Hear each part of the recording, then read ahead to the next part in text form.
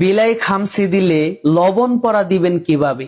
কারোর কাছে যেতে হবে না। লবণ পরা আজকে থেকে আপনি নিজেই দিতে পারবেন। শুধু আলহামদুলিল্লাহ সূরাটা জানলেই চলবে। নিয়মটা আজকে শিখে যান।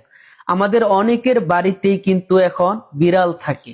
অনেক সময় বিড়াল আচর মারে, খামসি মারে। লবণ পরার জন্য আমরা বিভিন্ন জায়গায় দৌড়াদৌড়ি করি।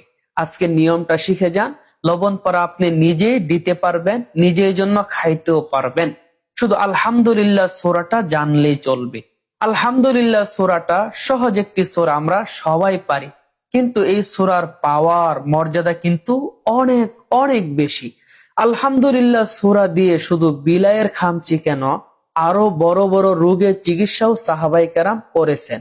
বুখারী শরীফে একটা ঘটনা এসেছে, সাহাবাই কেরামদের একটা দল একবার কোনো এক এলাকা দিয়ে যাইতেছিলেন। ওই এলাকার যিনি নেতা, তাকে সাপে কেটেছে, সে মাটিতে অজ্ঞান হয়ে পড়ে আছে। সাহাবাই কেরামদের মধ্যে একজন সূরা ফাতিহা পড়ে ওই সাপে কাটা রোগীর উপর যখন ফু দিলেন, সাথে সাথে সে সুস্থ হয়ে শোয়া থেকে দাঁড়িয়ে গেছে।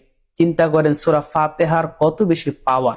তো আপনি যদি লবণ পরা খাইতে চান বা কাউকে দিতে চান, প্রথমে আপনি ভালোভাবে ওযু করে পবিত্র হয়ে নেবেন। পবিত্র হয়ে আপনার হাতের তালুতে এক মুষ্টি লবণ নিয়ে আউযুবিল্লাহ বিসমিল্লাহ সহ আলহামদুলিল্লাহ সূরাটা 3 বার পড়বেন।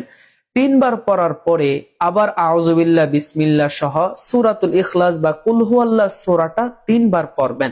পড়ার পরে আপনার হাতের তালুতে যে লবণটা রেখেছেন, ওই লবণে আপনি 3টা ফু দিয়ে দিবেন।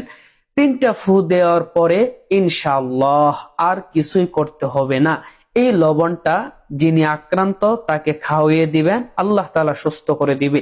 আরেকটা গুরুত্বপূর্ণ বিষয় আপনাদেরকে জেনে রাখা দরকার, যারা যারা এই আমলটা করতে চান বা লবণ পরা অন্যকে দিতে চান, তারা অবশ্যই কিন্তু অনুমতি নিতে হবে। আপনারা ভিডিওতে লাইক করে, ভিডিওটা শেয়ার করে অবশ্যই কমেন্টে অনুমতি নিবেন।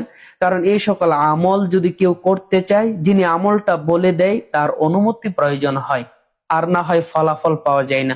তো আপনারা অবশ্যই আইডিটি ফলো করে দিবেন, ভিডিওতে লাইক করে, শেয়ার করে, কমেন্টে অনুমতি নিবেন। আমি আপনাদেরকে অনুমতি দিব এবং দোয়া করে দেবো ইনশাআল্লাহ।